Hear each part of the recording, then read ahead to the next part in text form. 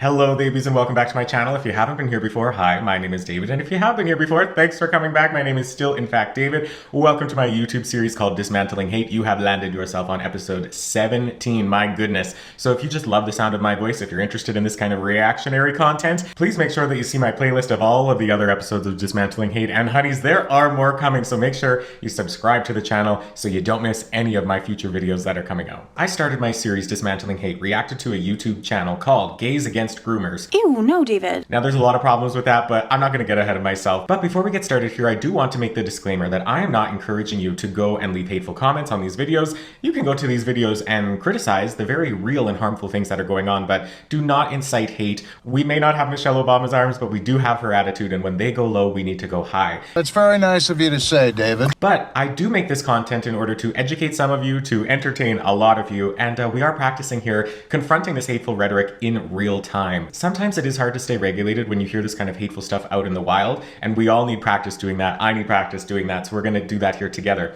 Today, we're going to look at The Dark Side of the Rainbow, Episode 4, The Fight for Childhood Innocence with the Based Mother. That's the title, The Based Mother. I wonder if it's based like a turkey. No, that's a different kind of based. I understand homonyms. Well, you must have been misinformed then, David. I'm an educator, so I understand words and stuff. And I'm getting in drag today to go out and do a photo shoot after I film this, so I'm going to paint my face while we react to this. Without further ado, we're going to get into the nonsense of whatever is about to happen. It's the heartbreaking part. You're so blissfully unaware. The Dark Side of the Rainbow, Episode 4, The Fight for Childhood Innocence with the Based Mother. Are you ready? Kylie, are you ready? Okay. Welcome to The Dark Side of the Rainbow. I'm your host, Robert Wallace, and this is a Gays Against Groomers production.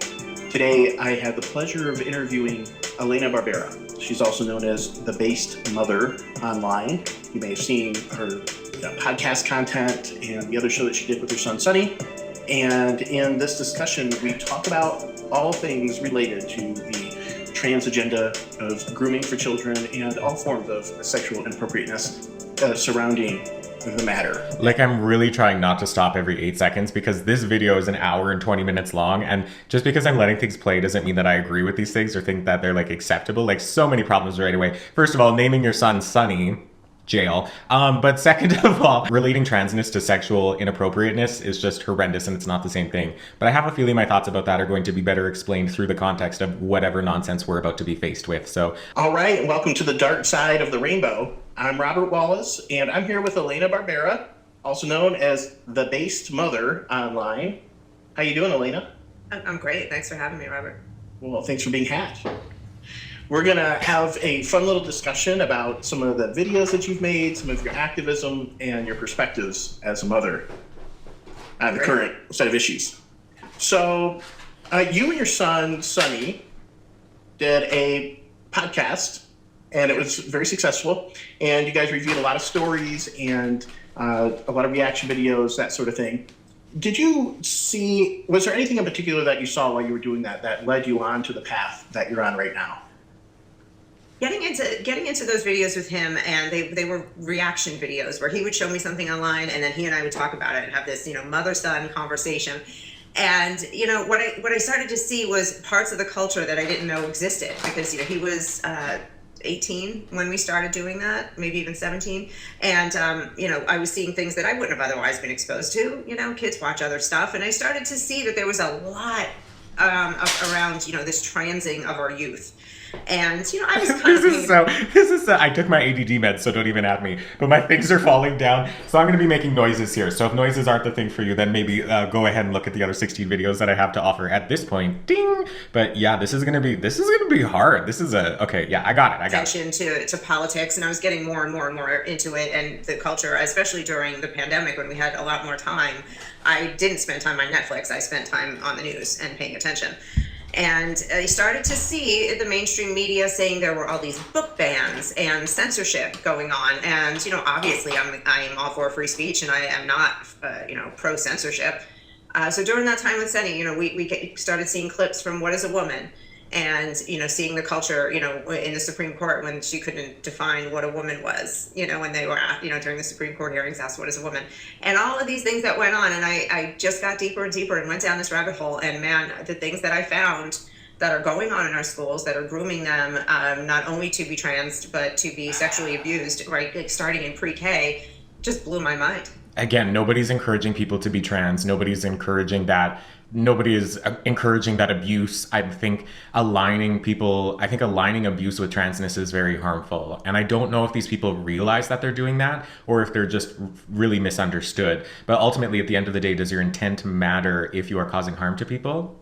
I think so. Some people disagree, but yeah. It's amazing what is coming to the surface for everyday people to see. We have an epidemic of the sexualizing of children, hypersexualizing of children, and that's just like surface level because like what you were talking about, there's homework assignments and books that they're being given. So what do you think is the future for the next 20, 40 years of this current generation? What is this going to evolve into? Okay, well, grooming, that's happening where we're talking about, children being born in the wrong body, where we're showing young children pornography, talking to them about... Again, where are the receipts? What pornography is being shown to children? Because I just fundamentally don't believe that is happening in schools. I just don't. And like, okay, I'm a podcast host, and I'm a newer podcast host, Talk with David Day. It's on my YouTube channel. Ding! You can also listen on Spotify. These questioning, like, what gives this woman here the right, not the right, what gives this woman the credibility to be able to to look into her crystal ball and like what's going to happen in the next 20 to 40 years? Like, how does she know? How would she, like, I understand free speech and anybody is able to talk about anything, but like what are the qualifications here? Sexual content that can go a lot of different ways. It could lead them to tethering themselves to the medical industrial complex through chemical and surgical sex change, which isn't actually ever really possible anyway. It can lead them to the point of being sexually abused by abusing each other, and also they start seeing at a very young age, seeing everybody as a sexual object.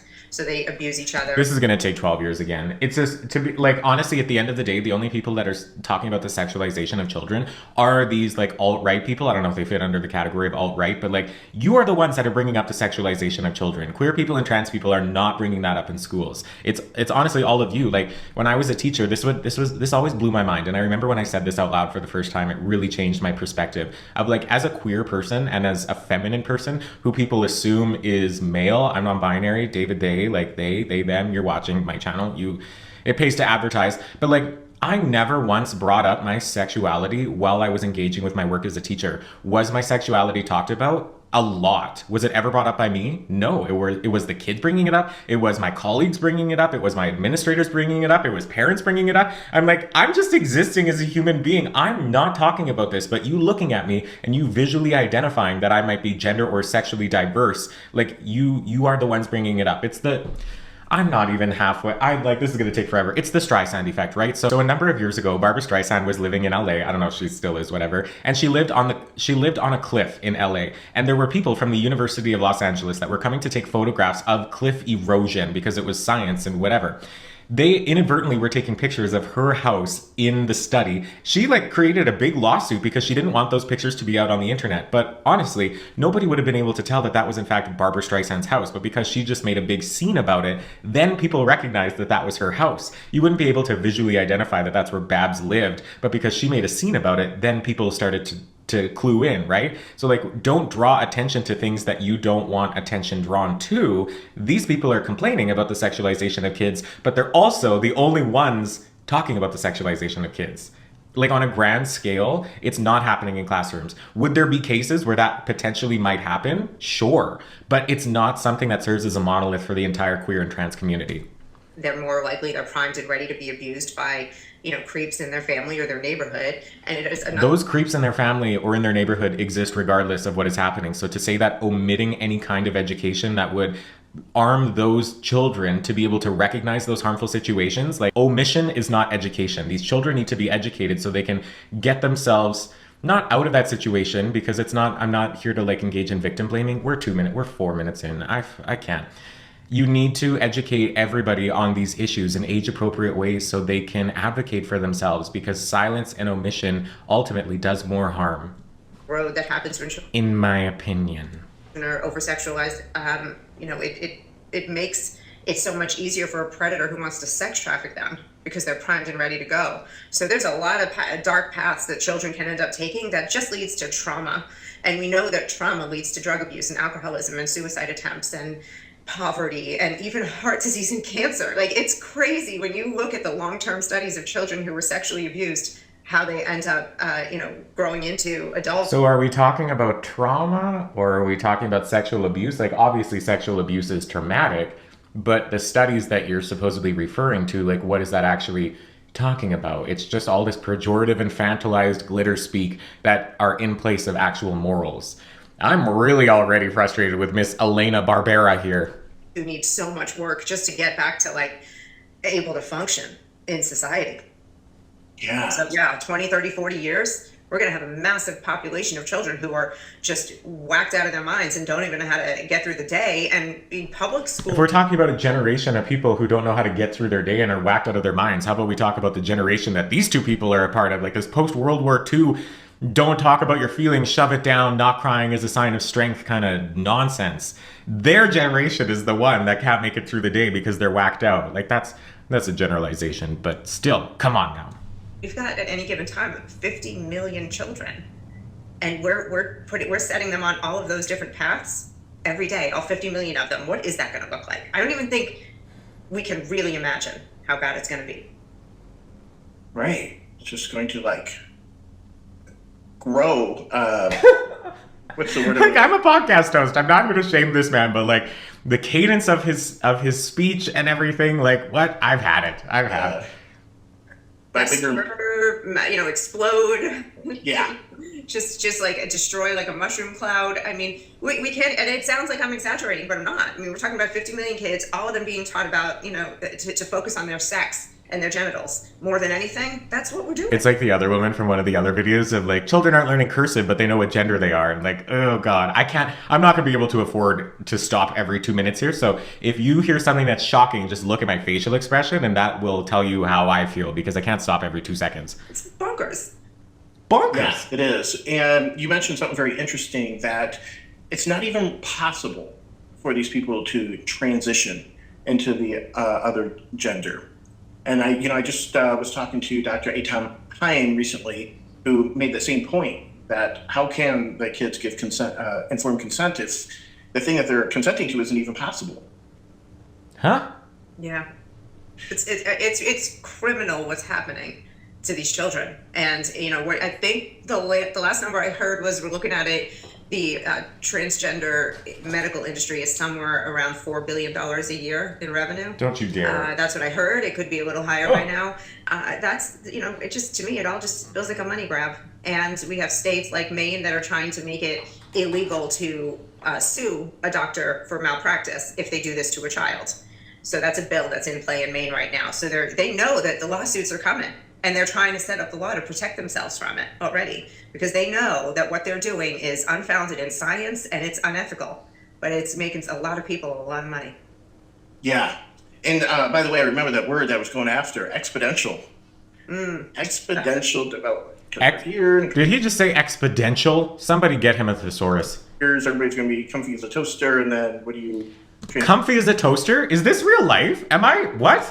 Two after that. Comfy as a toaster. Oh my God. Echo, add comfy as a toaster to my quirky bits list. That's good. That's good.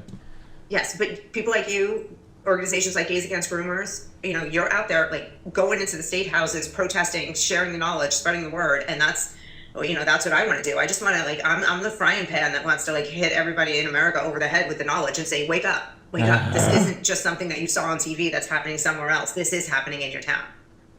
Yeah. What do you think is the end goal? Who do you think is really behind this? Because it's not an organic thing that's just coming up. Like, society just needs to express its transism. Yes, it is. Trans people have existed since the beginning of time. There's documentation of trans people existing across cultures and across literal generations. What's more than generations? Like eras of human existence. Trans people... It's a lot of influences. It just seems to me, it sounds so conspiracy theory-ish, even coming out of my mouth, but it seems like they're just trying to make pedophilia okay. No! Sorry. I'm trying not to appear angry. Well, to be honest, I'm in my home. I'm in a safe space. I'm not angry. I'm trying not to appear dysregulated, because because I want people to be able to listen to me and not like just discount what I'm saying because I'm appearing like I'm flying off the handle or whatever. But honestly, comparing transness to pedophilia should be criminal. It's not okay. It's not appropriate. It boggles my mind to think about how these people don't see how their transphobia in 2024 is so similar to homophobia that existed in the 80s, or honestly, even in the 90s and now too. Ugh. Because we hear more and more about how now pedophiles don't like being called pedophiles because it has a negative connotation. So we should call them minor attracted persons. And, you know, they're saying pedophilia. We're never getting through this. Like, okay, sure. Is there somebody out there who said that at some point? Probably. I don't have any proof of that, and she doesn't either. But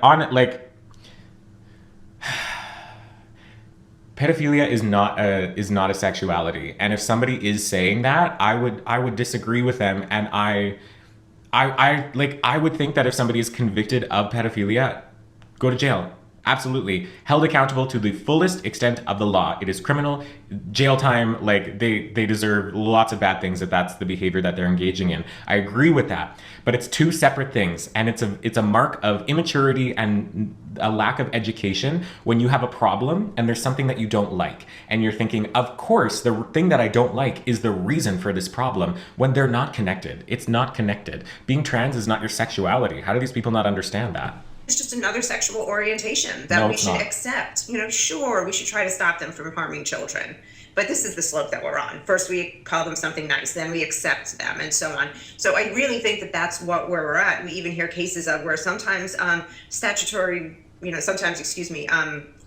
abuse of a child, even as little as 7 or 8 years old, sometimes the child will consent to it, so it really wasn't abuse. No. You know, these are the things that No, I would agree with kind of what they said before, that like informed consent when it comes to sexual acts, like children, anybody under the age of 18 really, but I think 16 is the age of consent, depending on where you are. I would agree, and I would assert the fact that a child cannot give consent. That's absolutely true. And it doesn't even matter if the child like says I consent to it. It doesn't matter. It's statutory rape. Those things are in place for a reason. It's not the same thing. Floating around. And that's the end goal, I think. No, it's not. Why hasn't the Epstein list come out yet? Well, because it's not acceptable enough yet. But as soon as they think they can convince us to accept pedophilia, which like they're out of their minds, it's never happening. Then they'll all be off the hook for all the horrible things they've done. So is that a little too down the rabbit hole? I don't know. But no, that's just starting at the surface, for me at least. What's your rabbit hole? I want to know. I've got a lot of rabbit holes. I bet you do. This whole colony where they all converge underground, these rabbits. Yeah, because if you do follow the paper trail, if you pay attention to what's happening, and you get a big picture view, you'll understand when things like this kind of start, popping up out of nowhere. What purpose could it possibly serve? We've heard people at the World Economic Forum, actually, they've got a whole division that runs this, and their job is down the line to make sure like the whole DEI and this whole thing is implemented everywhere. And they're really trying to push for the equality of the LGBTQIA. So what does that even mean? They have their plot for a new world order. So there's a rabbit hole. Yes, and maybe it's also part of the depopulation scheme. Yeah. Because, the more of us that are sterilized and just neutralized, and, they kill our instincts to be fathers, to be mothers, and they teach us that being fathers and mothers is an outdated concept and you shouldn't be doing that. What? They achieve that. I still can't wrap my head around why they want to do it. Ultimately, if something doesn't make sense, it's probably not true. And I'll take Judge Judy quotes for $1,000, Bob. Is like, I'm just not warped enough. And if I ever do get to the why, I'm sure it'll be sickening. Yeah, I think you were kind of getting at it when you were talking about the undermining, basically, of our moral fabric, because one of the things that I'm thinking about is the broad effect that all of these things, in terms of cultural Marxism, is having on the wussification of our country, and any number. There are so many things that I just don't know what they mean by it, and there's a lot of conspiracy theories, but like if you have to preface something by saying this might sound like I'm a conspiracy theorist, you probably are. Ways you want to look at it, we are having our traditional values and our strengths undermined. Yes. for something. Yeah. Red flag, traditional values, red flag. I need a red flag. Somebody send me a red flag. You don't have my address. If you DM me, I would give you a PO box so you could send me a red flag. I've looked online. I can't get an actual red flag to like wave up in the air to be dramatic. Absolutely are. I mean, the wussification of our country, the feminization of our men, the masculinization of our women. They just want us all to just be this weird, neutral, unnatural thing. But you know what? Here's where I find hope. Because at the end of it, I don't care how hard they try, you cannot change human nature. We are who we are, and we will be who we will be. We will maybe going through this. Hey, Sarah, whatever will be, will be. Trans people exist. Trans people existing is in line with human nature. Freakish, weird phase right now. But human nature always wins out. And the desire to do what's natural and be free will always come out. I mean, maybe it'll take a little time, but I think we have to, things have to get a little worse before Americans fully wake up, unfortunately. More damage has to be done first, but we're going to be all right in the long run. Yes, optimistically. I think we were talking before we started recording, and one of the things that we were kind of talking about is what got us into the fight in a certain way, what got us involved. And I think that it's having a very boomerangish effect for these people because it's waking more people up than it's convincing in their direction. Something's afoot. Absolutely. People are tired of it. People are tired of watching, mostly naked adults like shake their thing for children. Anybody. You have to be speaking in a hyperbolic way, because if you're not, you're just an idiot if you say something like that. Who is even a little bit sane is saying absolutely not, and it can feel. I would agree. I would say absolutely not, but the frequency of that happening is just not, like, I don't know, like, where do these people live? What experiences do they have with humans that they think that that's the reality? I'm young. I'm 27. I've never seen that ever in my life. I've never heard a story of that actually happening in real life. I have nobody in my life that's experienced that.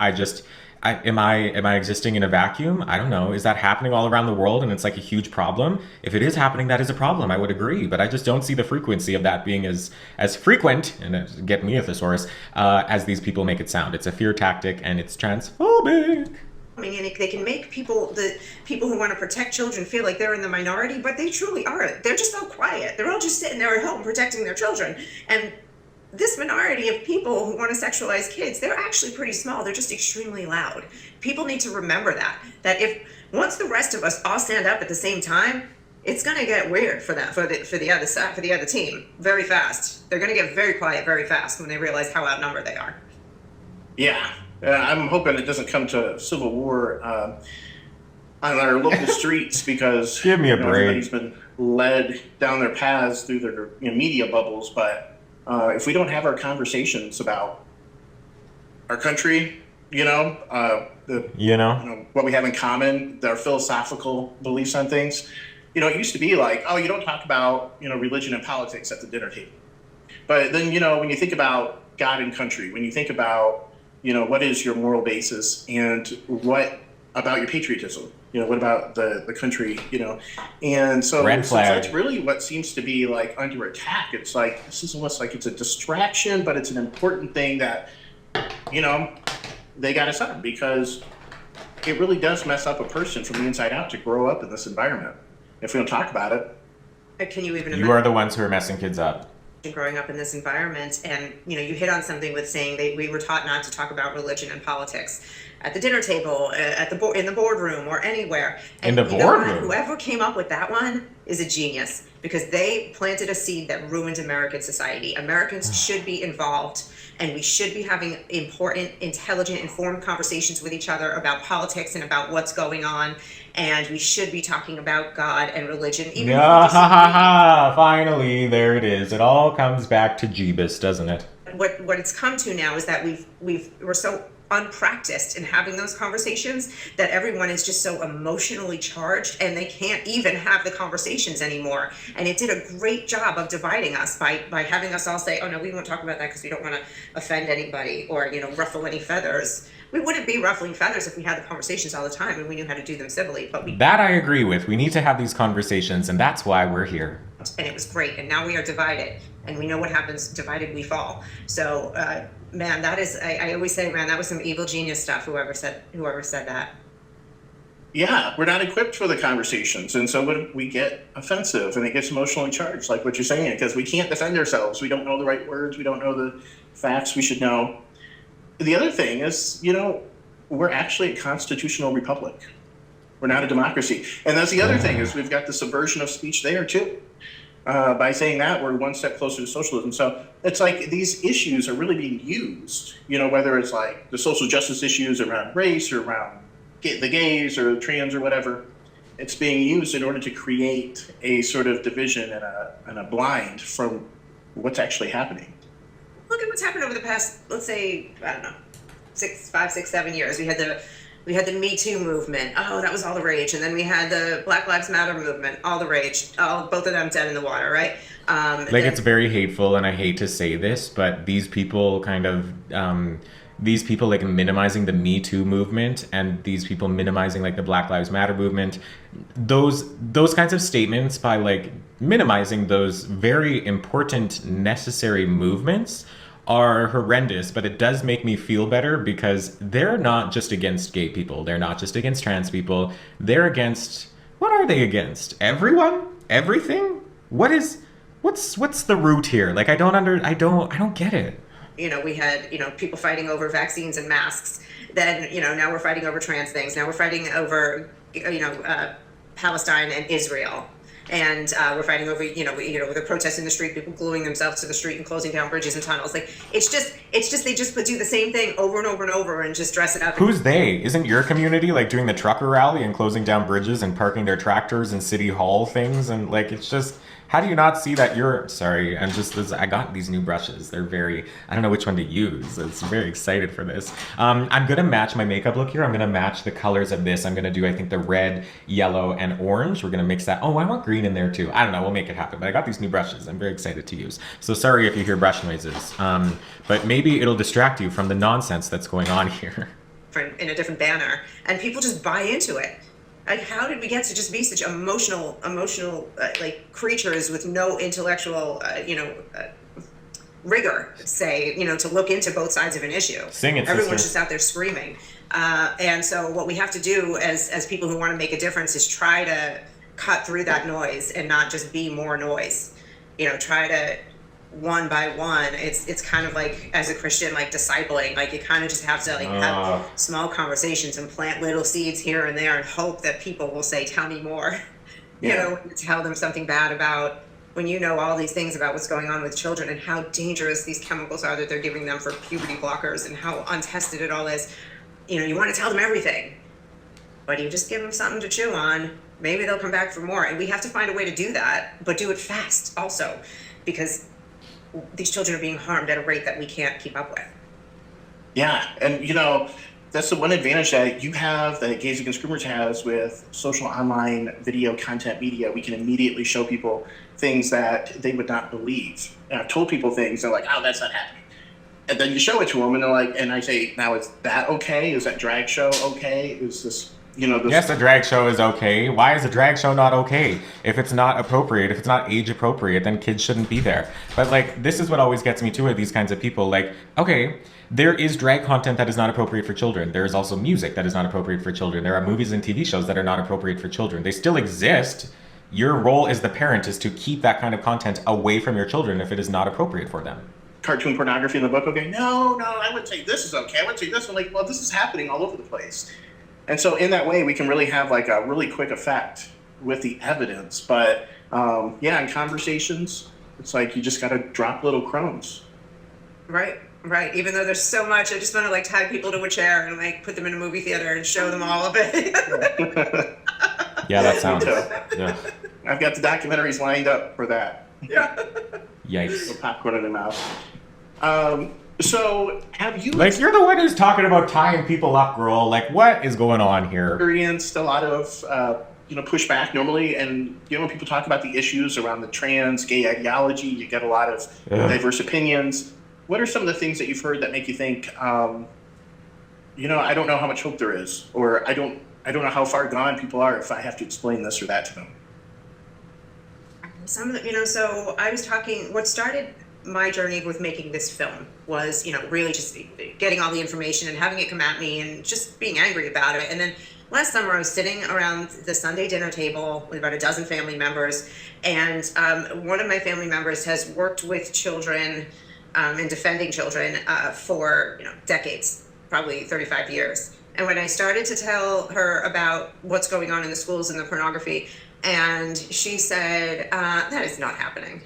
And I said, okay, it is. And let me tell you more. And I started telling her and literally got pushback. And she said to me, I consider myself to be a well-informed person. And I'm telling you, I would have heard about this if it was happening, about the pornography in the schools and about the trans books in pre-K and all that.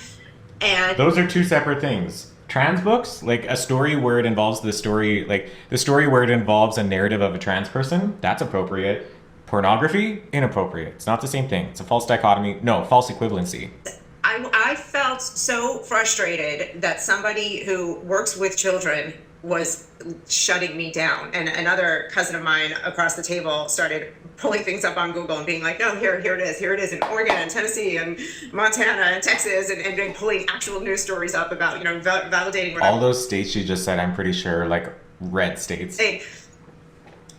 So for me, that frustration of just an obstinance and a refusal to look at facts. And then, and she was also making some comments implying that I was bigoted against trans people. And I'm like, listen, you're missing the whole boat here. I was born and raised in Brooklyn. I was in Manhattan all the time.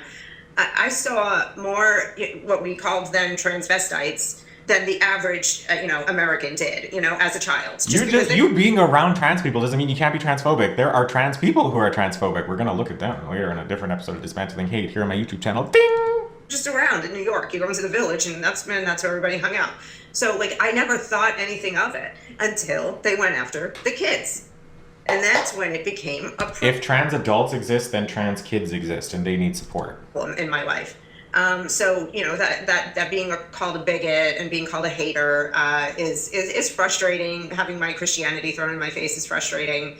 Wow. Just the refusal to look at facts. But I had a little ray of light on Twitter last week. Somebody came at me.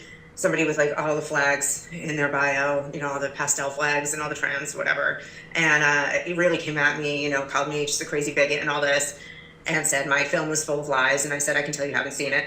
And they said, well, why would I ever watch that? You're nonsense. You don't even do research. I said, okay, look, do a little investigation. Watch it. It's 36 minutes, and then get back to me and tell me if I didn't do any research. We're gonna watch that. Oh God, yeah. And that person did, and came back and said, I couldn't believe it. Came back and said, I didn't realize how bad it had gotten. And I thought, wow, that was a really encouraging little exchange that I had there. Yeah. Man, yeah. I've experienced so many breakthroughs like that. But by the way, let's talk about your film by name. It's American Groomer. American Groomers. The children are not okay. The kids are not okay. Could you correct me if I got that wrong? Yeah, it's called American Groomer, and the tagline is, the kids are not all right. Okay. And I watched it a couple times, actually, even though I don't have the title fresh in my mind. And it was a really well-made documentary, and I encourage people to go watch it. What's the web address for that? AmericanGroomer.com? No, it's AmericanGroomerFilm.com. AmericanGroomerFilm.com. Yes. And it's a free documentary, sort of mini documentary on the subject. Yeah, it was fun. It just came to me like a ton of bricks that I had to make this film, and I started digging into the research, and I started making some calls and wanted to talk to some experts and people who were really fighting this on the front line. And that's how I got connected with Gays Against Groomers, because I reached out to Jamie Michelle, the president of the organization, and she and Sasha and Chris got on a Zoom with me. We met, and they said, yeah, let's do this. We'll be in your film. And I met them in New York at the New York fundraiser back in September. And we did some filming at the fundraiser, and then we interviewed them the next morning at our hotel, and they were such great contributors to the film with their knowledge and just the fight and how, and even since then, Gays Against Groomers has grown twice as large, and I'm so excited that, to have had them. But all this stuff, I did all the research. I had American Principles Project in the film, and the Child and Parental Rights Campaign, and I did street interviews. And I say all this, what I'm about to say, because I did this. I've never made a film before. I didn't have any funders. It was me and my cameraman and my editor, and he volunteered, and I paid for the whole film, all the travel, and did everything. And I say that not because I'm so great, but just to tell everybody, like, you can make a difference. You can take what little you have and get it done. Now, this is not an HBO quality film, but I've gotten a lot of really good feedback on it, and for somebody that has never made a film before, because I know the research is solid. I had great interviews with people. I just figured it out, because once I really learned the truth, I was like, nothing is more important than getting this out there and protecting these 50 million kids that are in schools. And not that it's not happening in private schools, but, it is. Just, I say 50 million to just focus on the public. Yeah. Well, hopefully everybody will go to AmericanGroomerFilm.com and watch that post haste. It's an amazing film. And yes, Jamie and Sasha and Chris were in that, and they did a great job also. So, back to what you're saying, I can testify the power of a documentary is so important. For my spouse, for instance, a lot of things we've been going through, I'm like, I've been telling you about this forever. We watch a documentary and say, well, why couldn't you have just shown this to me to begin with? I said, because we were in the middle of it happening. The documentary is after, but you want to get up over on this information so that you can interpret the moment correctly. Yeah, and it could have been 10 hours long with the amount of information I came across. But the things I learned are stomach churning. Like in 39 states here in America, it is legal to show children pornography in schools and libraries. Like, what does that mean? Like, what does that mean? I think the big difference here is, like, maybe what they're viewing is sexual. Like, I don't know, like, because, like, sex ed exists. There are, like, I remember being in, I don't know what grade it was, but, like, middle school at the earliest, and, like, into high school, like, these sex ed classes, like, sure, there were these cartoons of penises and vaginas because it was the education of the human body. Is that sexual? Is that pornographic? Does pornographic necessarily have to include the sexual nature? Because was it nudity? I don't think it wasn't nudity. It was just I guess it was nudity because it was a naked human body, but it wasn't sexual. It also wasn't real. They were cartoons, like they were saying. A naked human form, like learning about biology, is not inherently sexual. And I think that's something that these people are missing. So I think by pornographic images, she's just literally talking about sex ed. So maybe they're working against sex ed? Is that what they're fighting against? I don't know. How bad the pornography, no matter how young the child. If you show that same stuff to a child on the other side of the threshold, you will leave in handcuffs.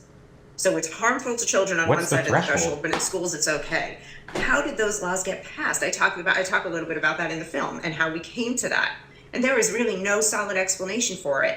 And certain states like New Jersey don't have that law in place, but they're fighting to get it put in place because they want to protect a teacher's right to show pornography to little kids. No. What's going on? Gross. Why are, with all the problems we have in this country, that's what our legislatures are focusing on, putting pornography in front of children. It's coming around right from the White House. It's bonkers. I mean, I can't say enough what a big fight this is. I'm so glad you guys are in it because you're out there fighting, and I'm now getting involved with an organization called Take Back the Classroom. So I'm going to be getting more active in addition to just being somebody that's just trying to give people the facts. Do you think we need to spend more time as individuals, as parents, homeschooling our kids, or an equal amount of time, or most of our time, reforming the public school system? I have a little bit of an extreme opinion on this. I bet you do. I think we should yank our children from these institutions and let them crumble to the ground and then rebuild them because they're so corrupt. That is such a privileged statement too, because so many, like, if you truly cared about children, you would work on reforming the education system as it is, because so many people do not have the privilege to be able to yank their children from these institutions. Like, people work. Not everybody can homeschool, and not everybody should homeschool. We have the American Library Association in most of our libraries. They are actively, very and proudly pushing this agenda on our children.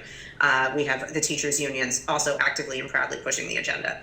Again, it's coming from city councils in a lot of cities, school boards, again, right down from the White House. The Human Rights Campaign has materials in schools in all 50 states. They've got lists and lists of books about how to be transgender for pre-K up through 12.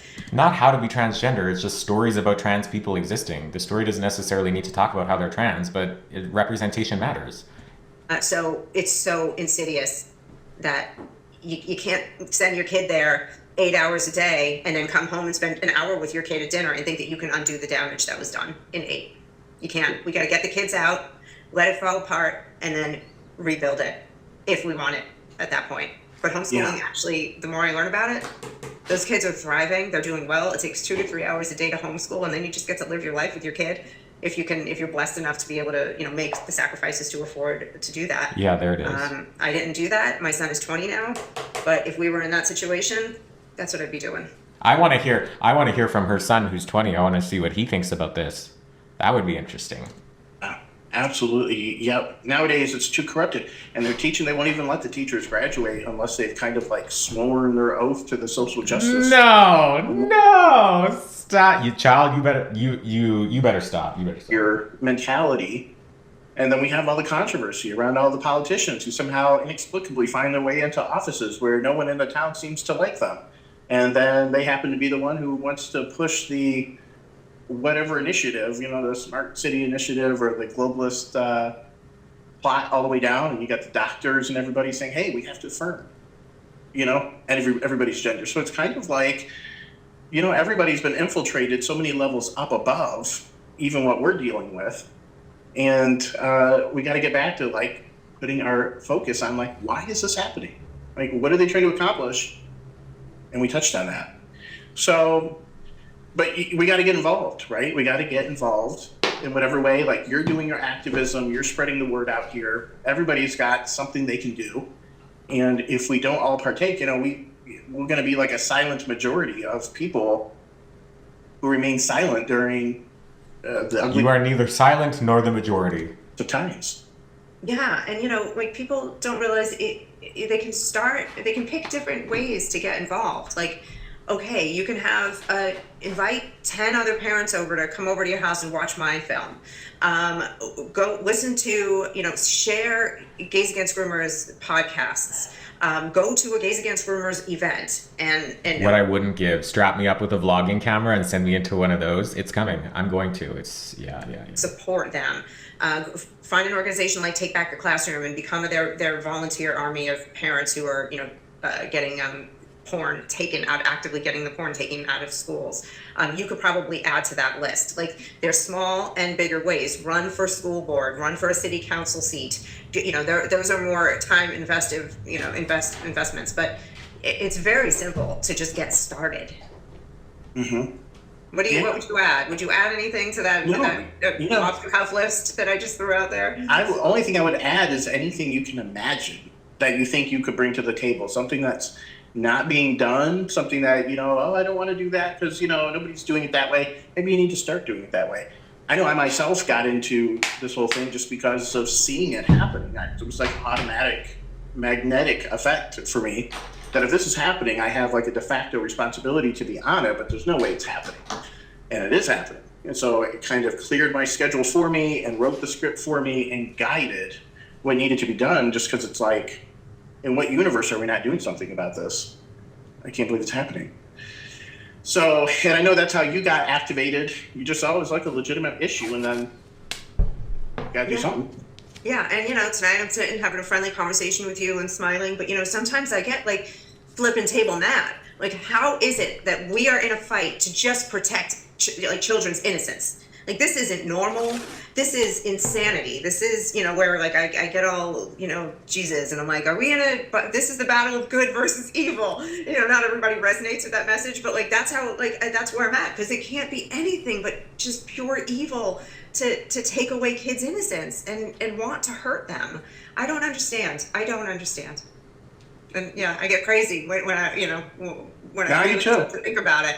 I do too. I think it comes down to, like, if you don't have anything to live for, if you don't have something bigger than your identity, than your appearances, then you're going to keep falling back on, these popular. Again, it's privilege to say that if you don't have anything other than your appearance, and like those are people experiencing gender dysphoria, and that's very privileged that you are able just to say like, oh, why are you focusing so much on that? It would be like looking at a black person and saying, why are you focusing so much on race? Like, stop, like forget about racism because you're not experiencing it.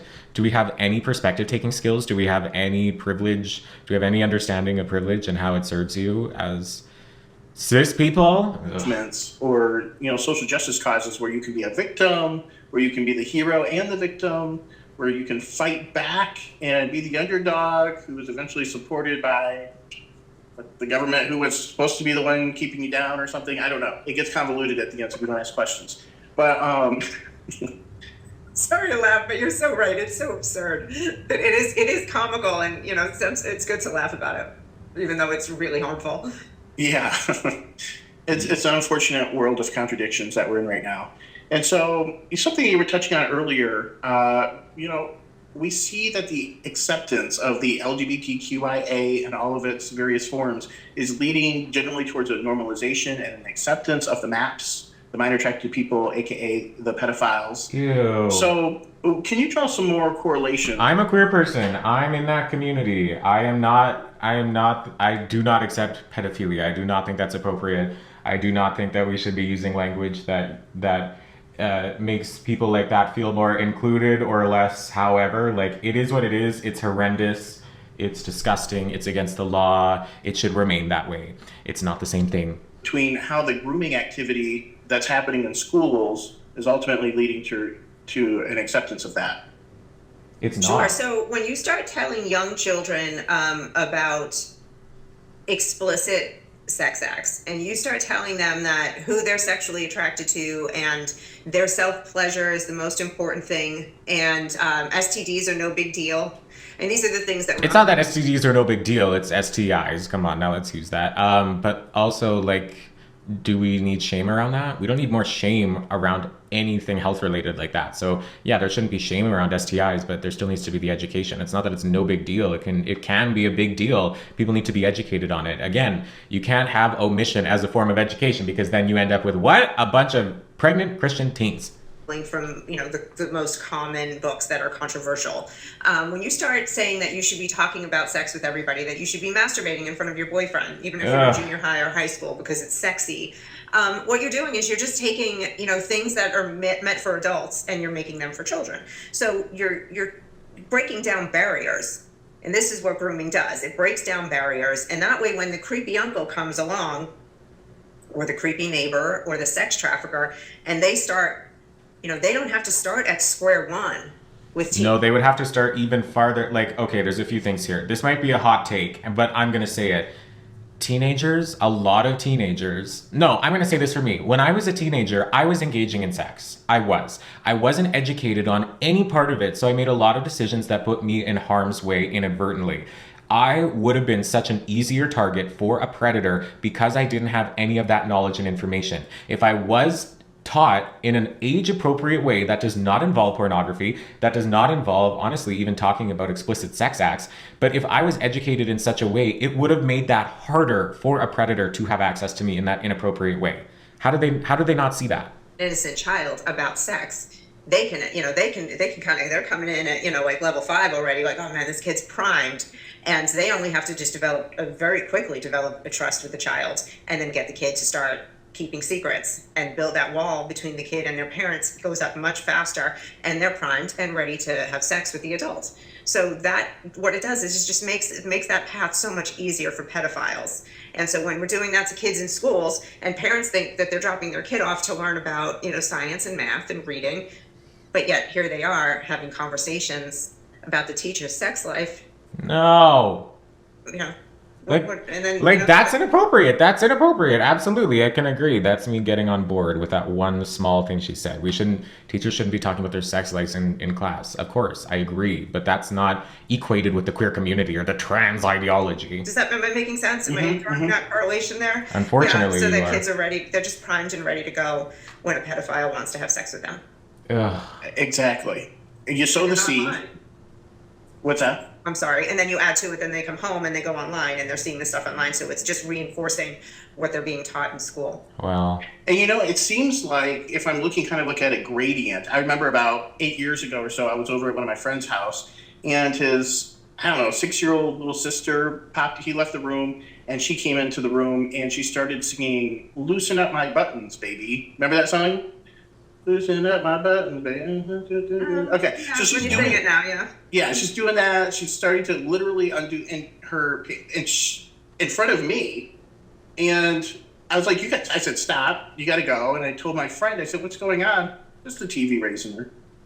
Yeah. And the reason why I bring that yeah, up, that's a separate, unrelated issue to the trans ideology. I'm saying trans ideology in like a sarcastic way because that's what these people say. because that was 6-7 years ago, and the gay thing, the trans thing wasn't a major issue then.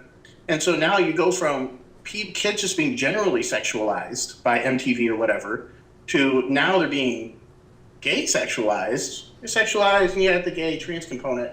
And then that seems like one step further toward the ultimate degradation of the pedophilia ready MAP accepted, accepting child even.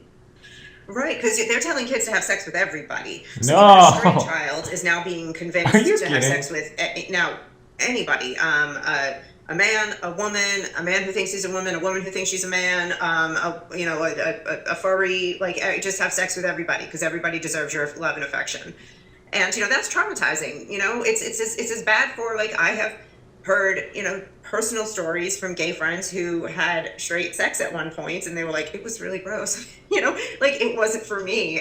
But they were adults, they chose it, they were trying different things. But for children to be convinced of doing all this stuff that they're not inclined to do or they're not ready to do is just trauma. Yeah. Ugh. And you can't unsee the thing either. Yeah. It's like, once the idea is shown in the head, the person just is going to crank over and over what's already in their head in order to understand things. So if you can put those ideas, it could be noon the next day, it could be 3 a.m. the next day, and it's now part of their thought process. Right, I can have sex with anybody, and then the next level is of any age. Mm-hmm. So it doesn't matter that I'm 12 and he's 60. Ew, no, Right. no. He identifies as a 13-year-old daddy. No. This is. I mean, it's just insanity. So we're going to get to a point where I think parents are just going to be pulling their kids out of the schools until they fix this.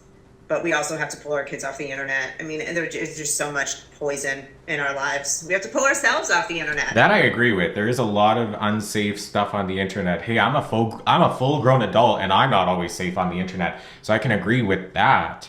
But it's not the same thing as the queer community. Parents, Yeah. phone down. Everybody, when you walk in the house, everybody put the phone, put the phone on the wall. Put a little box on the wall, just like the old days. Yikes. The phone is on the wall. You walk over to the wall and pick it up when it rings. I don't know what the answer is, but we're in a very fast downward spiral. I think everybody needs to find their nearest Amish community and go and knock on their door and ask to be adopted. But how logistically, if you're somebody who's watching this that doesn't necessarily agree with what I'm saying, I can't imagine that you would be here. But you know what, if you are, I'm glad that you're here and thanks for sticking with what we're talking about here. However, if you are thinking that you need to align yourself with Amish people in order to avoid this new idea and it's going backwards. I'm not shaming the Amish, but that's what this side is saying. We need to go back, no buttons, or what was it? No zippers, only buttons, only snaps? I don't know. Yeah, the technological spiral is a real thing.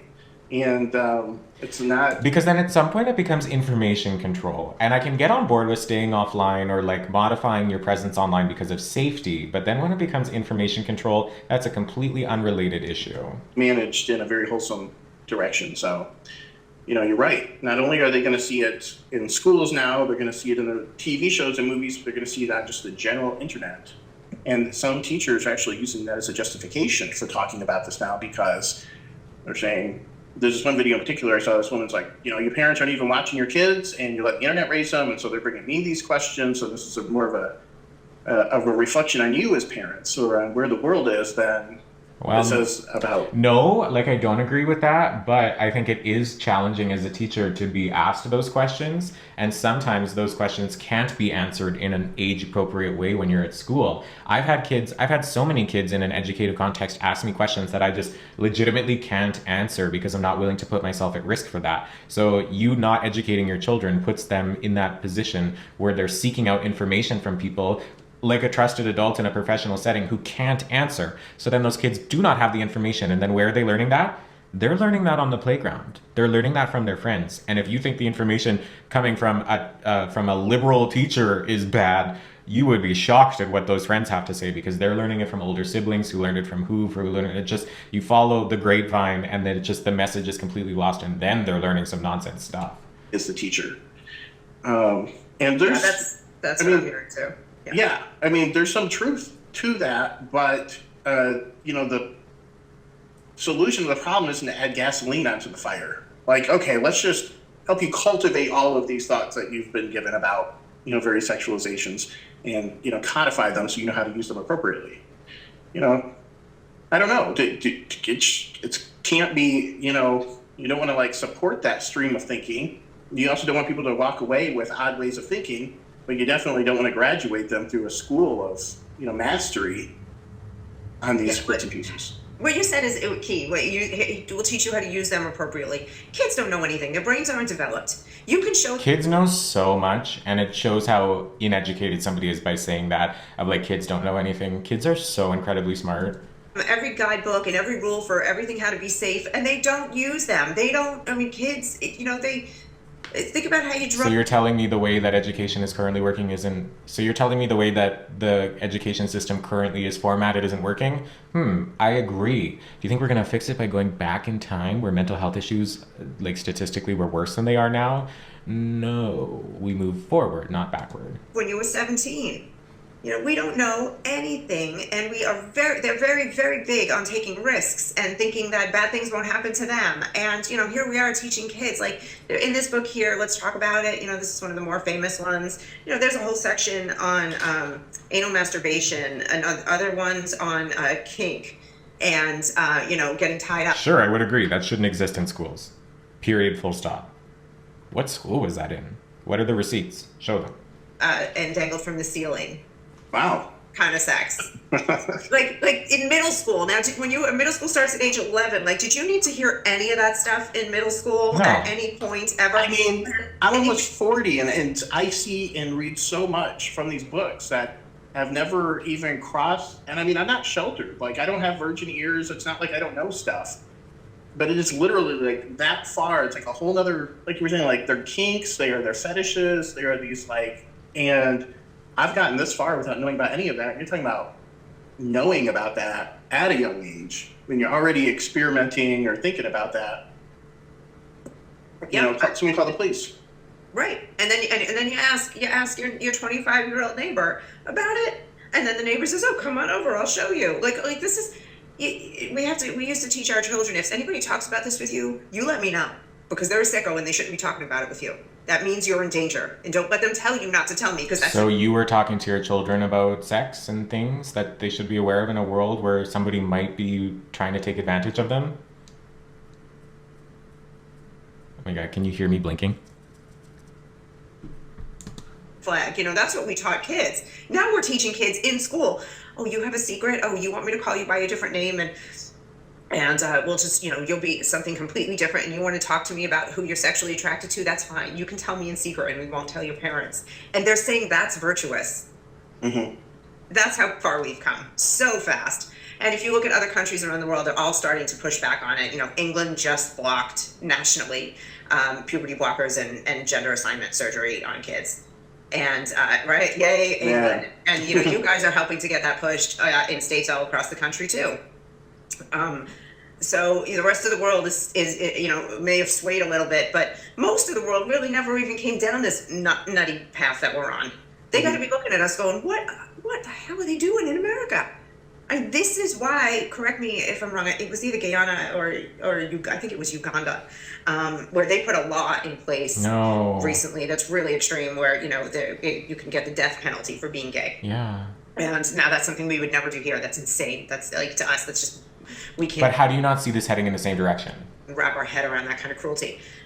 But what it is, it's the rest of the world is looking at us and saying, we're going on offense. They're going as far on offense as they can because they're like, you're not coming for our kids. We'll kill you first. Mm-hmm. You know, and I hate that they have to go that far. But that's that's what it is. gross. That is gross. You are a disgusting person. What's your name? Elena. Ugh. They're talking about Uganda and how Uganda has banned being gay and they are instituting the death penalty. And she's talking about how, yeah, they're doing that in response to us in America who are affirming trans people. And then he says, well, yeah, can you blame them? So it's just, it's disgusting. These people are utterly horrific, and the things that they are saying are perpetuating such hate. Ugh, God, it's gross. Like, it's the great white dragon of the West, or whatever the prophecy of America is for them and their culture. And then you see this spilling over. I've been to 60 countries, and one of the ironically saddest things that I've seen is in the nightlife culture, just like in the radio culture, almost every one of these countries is playing the top 40 from the U.S. Okay. And when you look at what's in the lyrics and, and how every song is just like hopeless, or it's about, lust or promiscuity or hatred or vengefulness or hoochie mama. And you look at the culture. Or hoochie mama. It's an official term. That is sitting there playing at this humble little man in Thailand or in Peru or whatever, who's come out of a culture that still managed to maintain some of their purity or their wholesomeness. Ew. And you're watching America's content come directly in and start corrupting and tainting. And now somebody who says the word purity and not in a satirical sense, red flag. Run. Little rappers popping up over there and they're emulating what's happening over here. And it's just like, even from that perspective, I'm like, this content isn't good for Americans.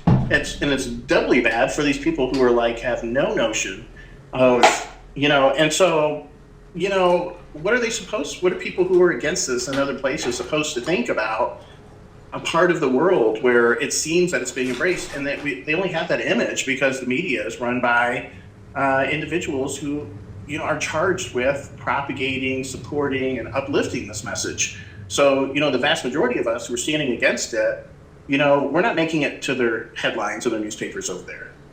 I can't tell you how many times I've gotten a DM or a comment that said, "Oh, I am so glad to know that America still has some people like you." I'm like, trust me, there's more of us.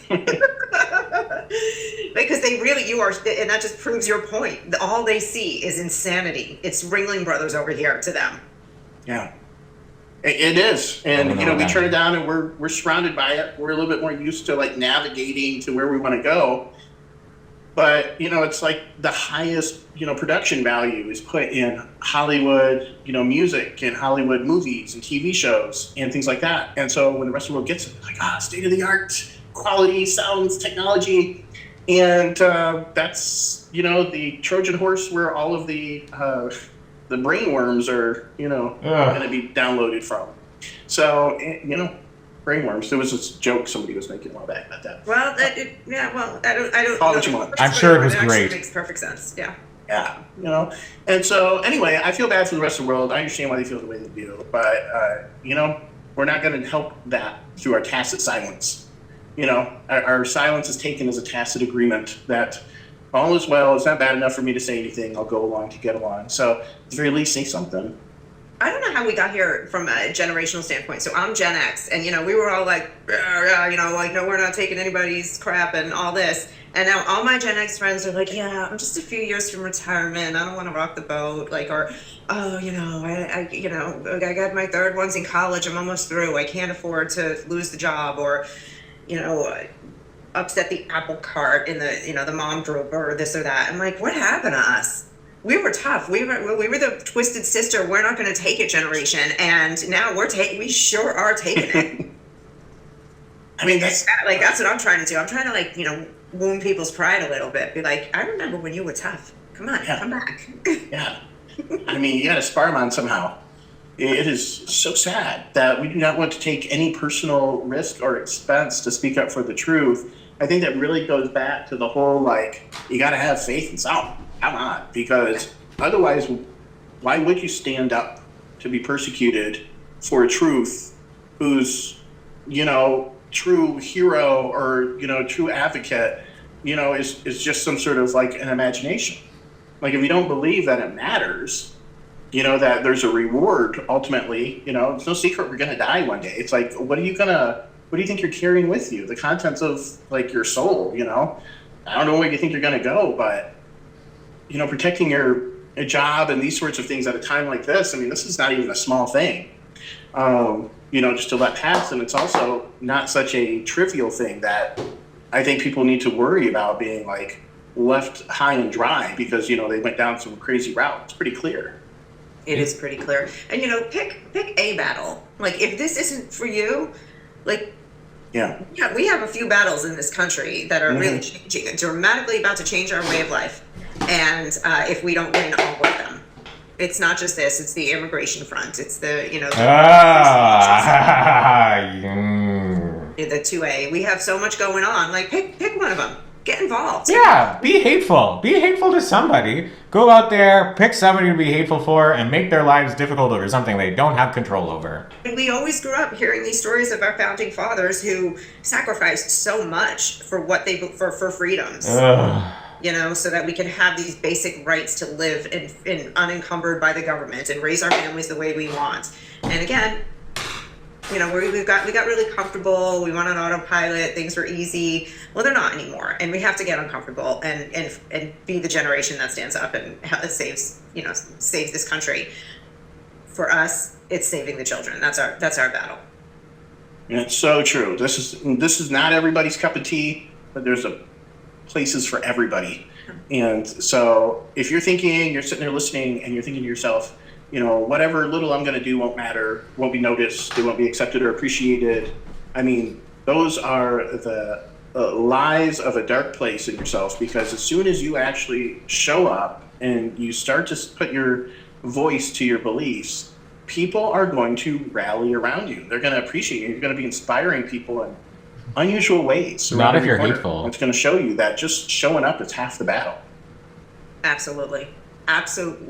And get in the fight, man. Like we gave a whole list of ways that are easy and hard. Beginner level, right up to expert level. Get in there though. We need everybody to wake up and put down their phones and get uncomfortable. Get out of the sweatpants. Let's go. Yeah. And you just need to get up off your butt and work. Somebody called who was it? The original Kardashian. I don't know. Pull you up to assist them with stuff just because you showed up. You think that there's a lot of voices. Well, there's not as many consistent voices as you might think, just watching the media. So, well, Elena, one more time, give us your web address and how people can follow you. All right, so please go to AmericanGroomerFilm.com. I made the film free. It's only 36 minutes. It's jam-packed. It's pretty fast. So, and then on that website, American Groomer Film, you can find my social media links where I mostly am known as the Based Mother. And if you have any questions, you can contact me anywhere. But I'm pretty easy to reach because I'm ready to team up. Awesome. And for anybody who has any questions about Gays Against Groomers, you can go to gaysagainstgroomers.com. You can find us on X, on Insta. If you want to sponsor the program or donate, Yikes. Go to gaysagainstgroomers.com. My name's Robert, and you can email me if you have any questions, comments, or concerns at robert@gaysagainstgroomers.com. Thanks again, Elena. Thank you so much. What a fun conversation. It's so great being here. Yes, you're an amazing person to talk to. So thanks again for joining us. All right, girly pops, that about does it for this video here. I am just going to quickly pull off my tape. Ooh, look how nice and sharp that turned out to be. Now this one, okay. All right, dolls, so this is the final and completed eye. Thank you so much for watching this episode of Dismantling Hate here with me, your host, David Day, over here on YouTube. If you like this, make sure to leave a comment, tell me what you think, like and subscribe to the channel. Check out my other Dismantling Hate videos if you just love the sound of my voice. Remember, do not go send these people hate. We might not have Michelle Obama's arms, although I got nice arms, but we do have her attitude, and when they go low, we go high. So if you want to see more of this makeup look or what it looks like when I finish my complexion and the rest, you can check out the next episode of Dismantling Hate here on my YouTube channel. So thank you so much for watching, and until the next one, goodbye. Can we pass the sniff test? Oh my god, ew, David!